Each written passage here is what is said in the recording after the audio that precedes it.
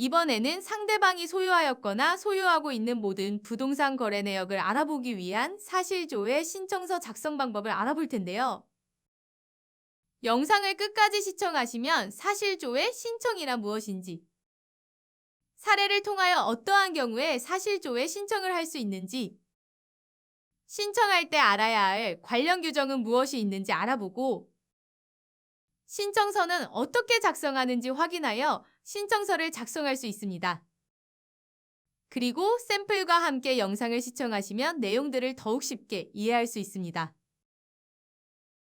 이혼 소송을 진행하는 과정에서 재산 분할을 통해 부부가 공동으로 모은 재산을 나누어 가질 수 있습니다.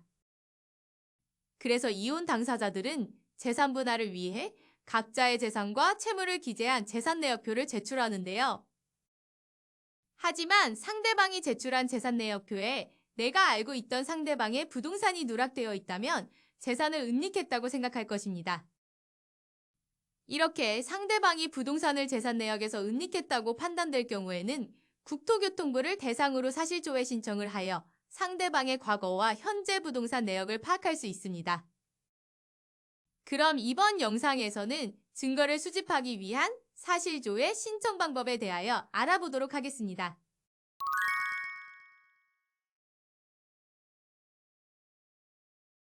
김모 씨는 배우자 정모 씨와 10년간의 결혼 생활을 끝으로 성격 차이로 인해 이혼을 결심하게 되었습니다. 공동으로 모은 재산을 나누어 가지기 위하여 재산 분할을 청구하고 각자 재산 내역표를 제출하였는데요. 정모 씨의 재산 내역표에는 김모 씨가 알고 있던 부동산의 내역이 전혀 기재되어 있지 않았습니다. 김모 씨는 정모 씨가 부동산을 기재하지 않고 허위로 재산 내역을 제출하였거나 매매했을 것이라고 생각하여 정모 씨가 소유한 부동산 내역을 확인하기 위해 사실조회 신청을 하려고 합니다.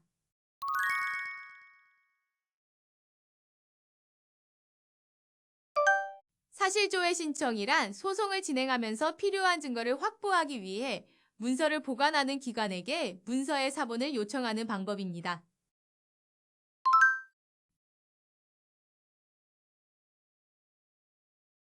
이러한 사실조회 신청은 소송을 진행하기 위해 피고의 인적사항을 확인할 수 있지만 소송을 진행하면서 필요한 증거를 확보하기 위한 방법이기도 한데요.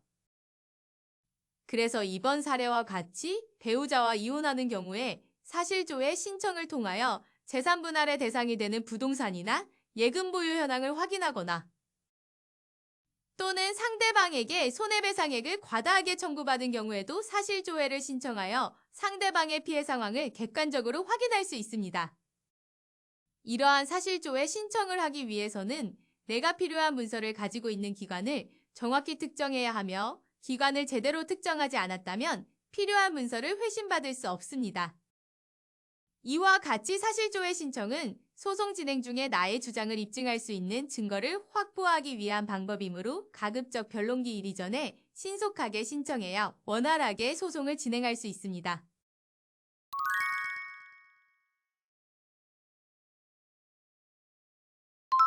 신청서를 작성하기 위해서는 가장 먼저 진행 중인 사건 번호를 기재하고 원고와 피고를 간략하게 표시하여 줍니다. 신청 취지는 위 사건에 관하여 원고는 주장 사실을 증명하기 위하여 다음과 같이 사실조회를 신청한다라고 기재하고 당사자의 명칭은 자신의 상황에 맞게 수정합니다. 사실조회 촉탁의 목적에는 자료를 통해 무엇을 확인하고 싶은지 기재하는데요. 이번 사례에서는 상대방의 부동산 소유 내역을 확인하고자 하는 것이 목적이므로 이혼으로 인한 재산 분할의 대상인 피고 소유의 부동산 내역을 확인하기 위한 것이라고 기재하였습니다. 사실조회기관은 피고의 부동산 내역을 조회할 수 있는 기관의 명칭과 주소를 기재하여 줍니다. 이번 사례에서는 국토교통부를 조회기관으로 특정하였는데요. 국토교통부에서는 일반적인 주택과 토지 정보를 관리하고 있기 때문에 부동산의 현재 또는 과거의 거래 내역을 확인하기 위해서는 국토교통부에 신청하는 것이 좋습니다. 그러나 만일 국토교통부가 아닌 다른 기관이나 회사에 신청하는 경우라면 법인 등록번호를 항상 함께 기재하여 사실조회기관을 특정해야 합니다. 조회할 사항에는 내가 확인하고 싶은 자료를 구체적으로 기재합니다.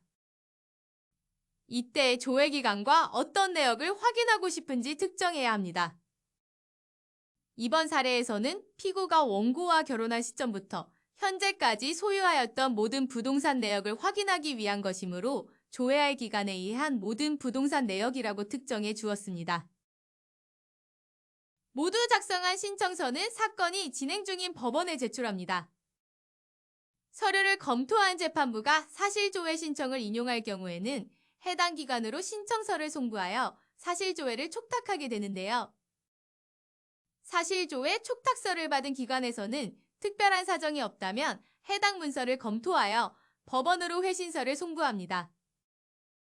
만일 국토교통부로부터 사실조회 회신을 받는다면 지적전산자료 조회 결과 문서로 확인할 수 있습니다.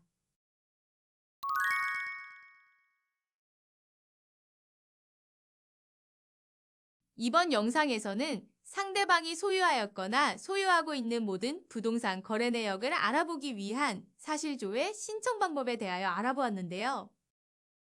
이해가 되셨나요? 사실조회 신청은 내가 원하는 증거자료가 특정 기관에 보관되어 있을 경우에 해당 기관을 상대로 신청하여 원하는 증거를 수집할 수 있습니다.